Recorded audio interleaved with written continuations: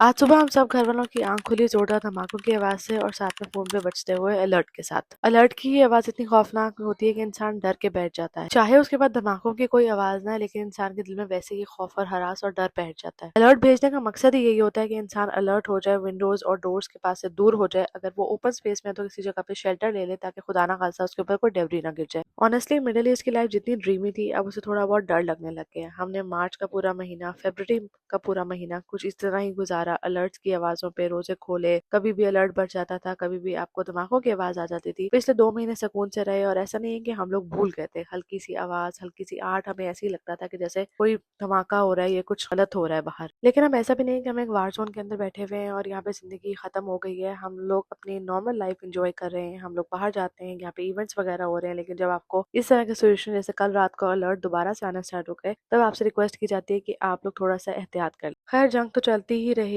और शायद ऊंट किसी न किसी करवट बैठ जाए, कोई ना कोई सुलह हो जाए, क्योंकि हकीकत यही है कि लड़ाई किसी और की है और पिस उसमें कोई और रहा है। अगर मैं ये कहूँ कि जंग किसी और की है और इसमें पिस कोई और रहा है, तो ये गलत बात नहीं होगी।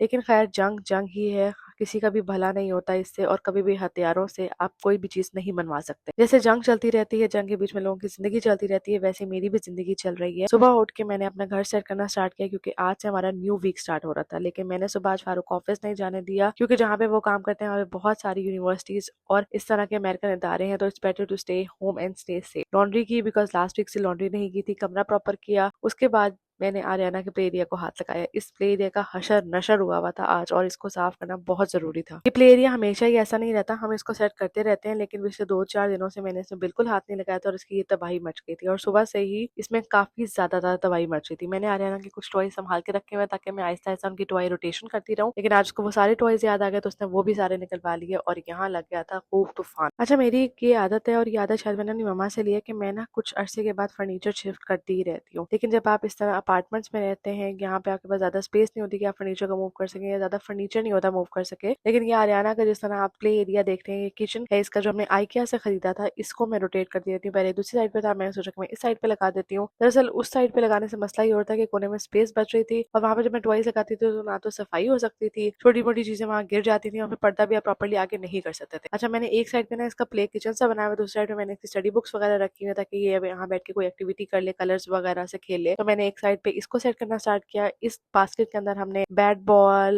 बैडमिंटन रैकेट, हॉला हूप और बहुत सारी इस तरह की चीजें डाली हुई जो मैं स्टोर कर सकती हूँ। तूफान बहुत ज्यादा था और नॉर्मल स्पीड पे तो ये हो नहीं सकता था, तो मैंने सोचा कि मैं टाइम लैप्स लगाती हूँ, मैं फटाफट सारी चीजों को साफ कर। फिर हम बाहर गए और हमने खरीदा एक बैकपैक, क्योंकि हम जा रहे हैं कहीं और उसके लिए आपको देखना पड़ेगा next vlog. So don't forget to follow and stay tuned.